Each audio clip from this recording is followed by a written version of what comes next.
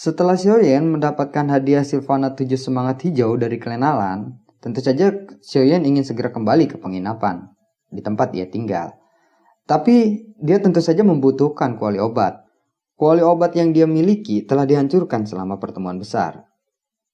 Karena dia takut akan tertunda jika bertemu dengan Yan Fei, Xiaoyan hanya membeli kuali obat yang dikira-kira sama dengan tingkatan yang dia miliki sebelumnya di luar rumah lelang.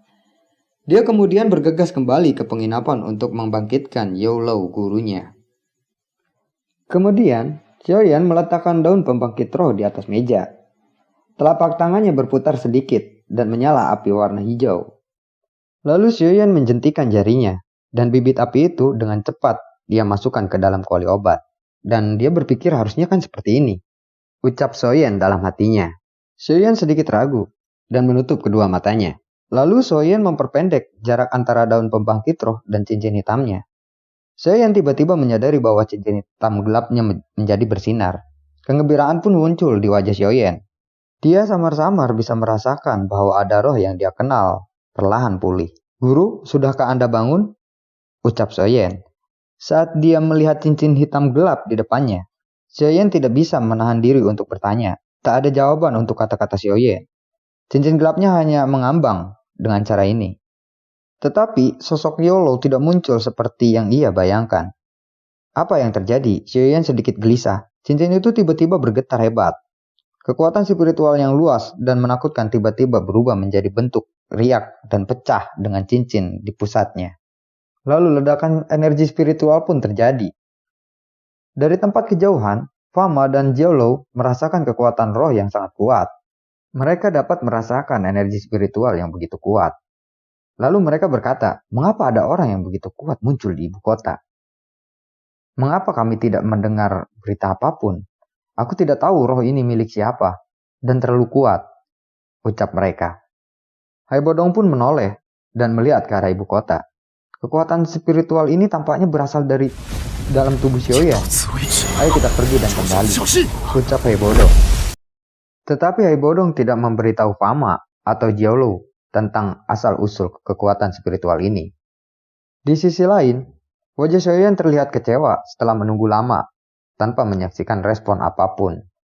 Lalu Xiaoyan berkata, "Jangan bilang ini gagal pada dirinya sendiri." Tapi dia bisa merasakan dari riak spiritual sebelumnya, itu memang milik gurunya.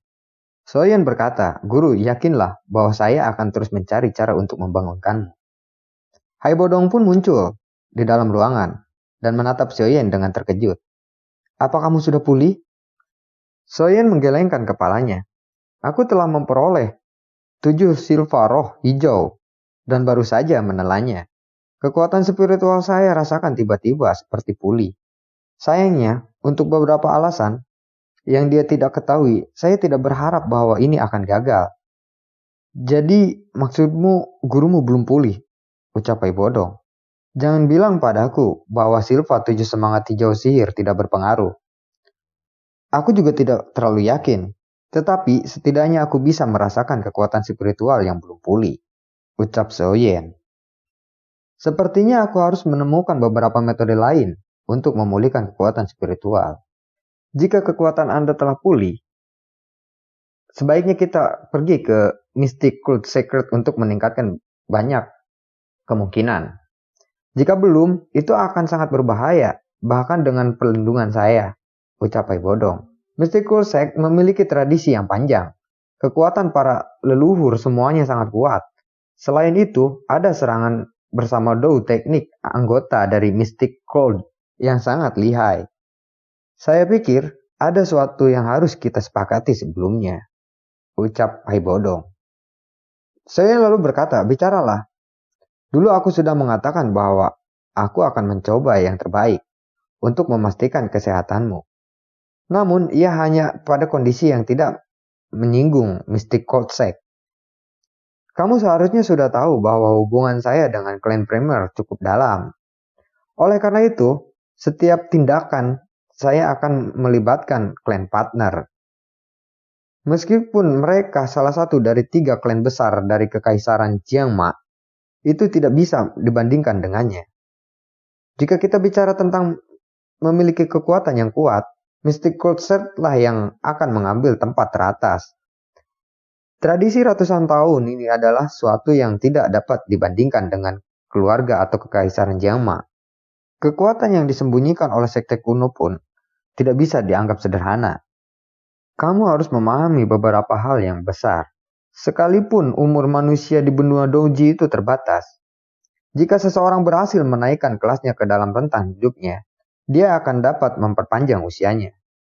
Pemimpin sekte sebelumnya dari Mystic Cold Sect bernama Yonsan sudah memiliki kekuatan bintang 8 Donghua.